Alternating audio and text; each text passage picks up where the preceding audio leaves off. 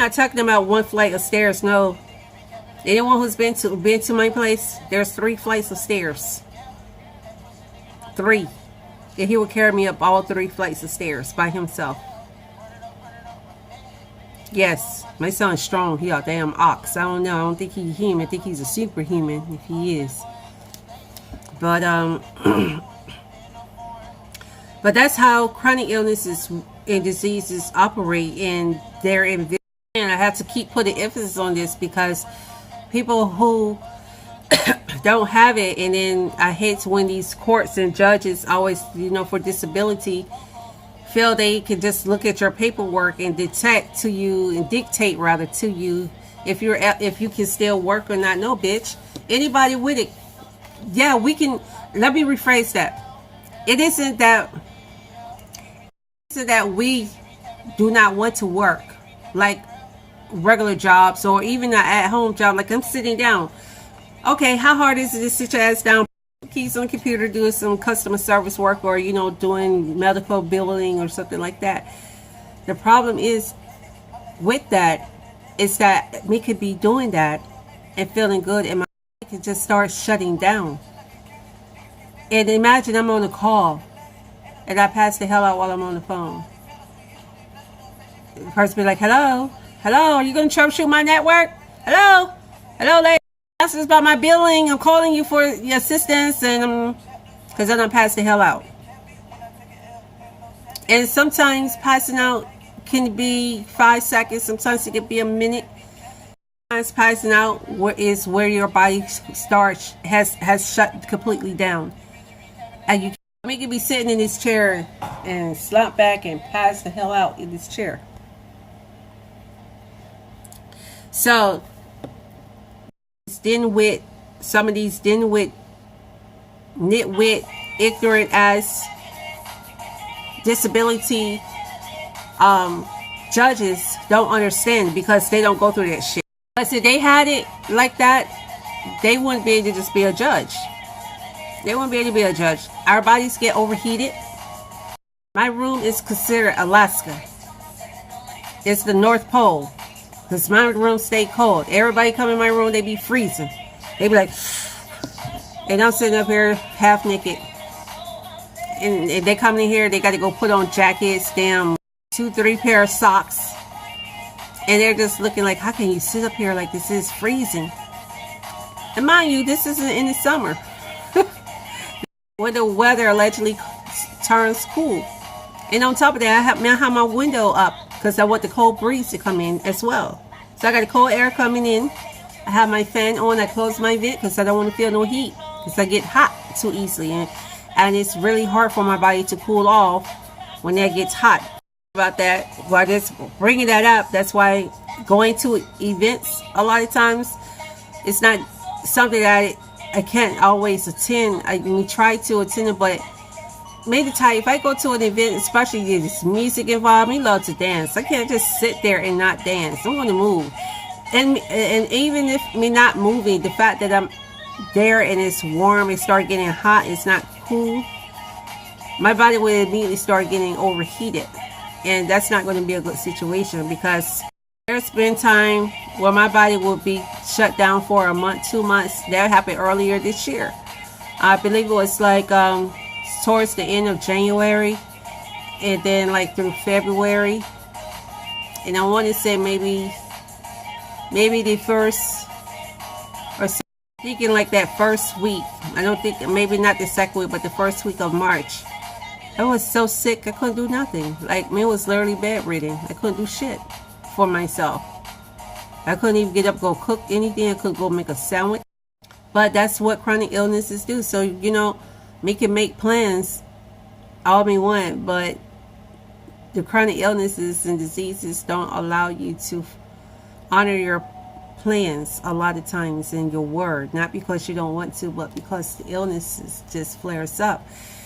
So again, we just had no idea what I was up against. So when all of this stuff happened and my business, my career was taking off the way I wanted it, and this happened, it devastated me. And it really felt like I was raped like something was taken from me, very precious and very dear.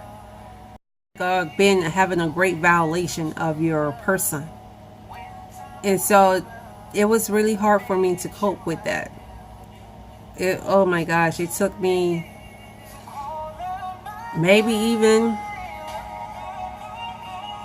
honestly, me still coping. I'm gonna be honest, me still coping, but coping more healthier, in a healthy manner. Not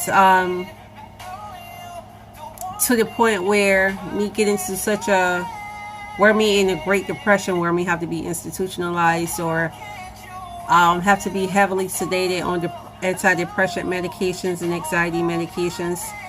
Because before I was like on 3 or 4 different types, and then I went to 2. Now I'm just on 1, because my life was already greatly being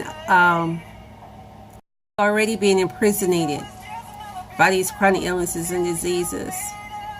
And the only thing that me could really possibly have freedom in is in my psyche, my spirit. And me didn't want that to become as crippled as my physical body.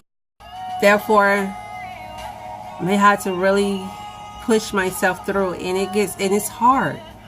It is a struggle for me to get up day after day and try to just live any type of quality of life. It's really hard, and it's a daily, all day battle and struggle. As it fluctuates, like we stated, me feeling fine now, but 5 minutes from now, an hour from now, it could be a totally different story. Me could be on my back, sick as a dog, can't even lift my finger up, can't even sit up in a chair like me is. Yeah, it happens like that, literally, just that quick. So, I just want to share this with you all, because especially with my friends and family, so they can kind of better understand how it affects me and it affects my moods. Because it's like what me able to do, because me can make plans to do stuff with them, but then when I have flare-ups, or when these symptoms are acting crazy and stuff, it changes everything. So don't hold it against me. If me don't honor my word, it's not that me don't want to, and we just physically cannot honor it.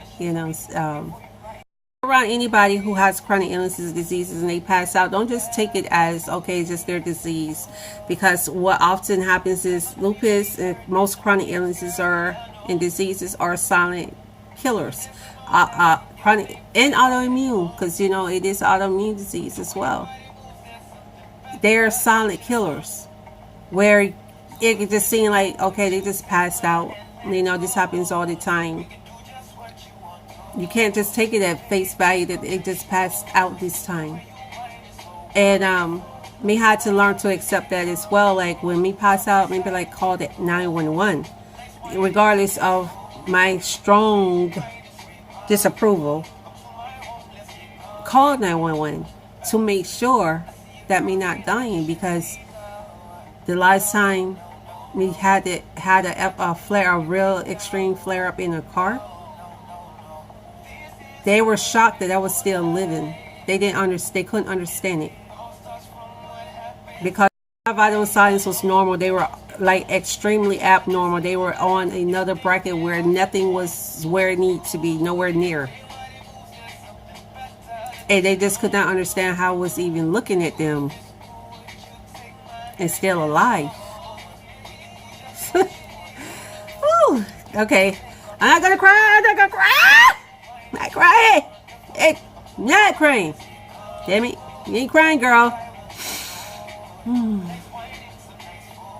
But just call and learn about the illnesses as well. And if you have chronic diseases, illness, and autoimmune diseases, educate your friends and family about them. Let them know the symptoms. Let them know the warning signs. Let them know what they need to do, because and definitely let them know not to be so casual about you passing out, even though they're immune to it and used to it. And what made me become more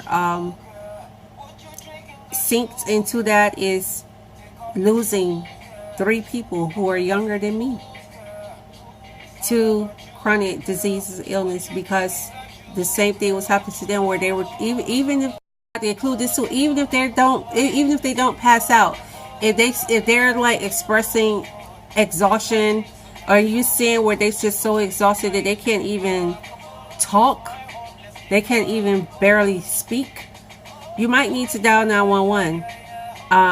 Because one of my dear friends, she ended up dying because, you know, she was dealing with, you know, issues.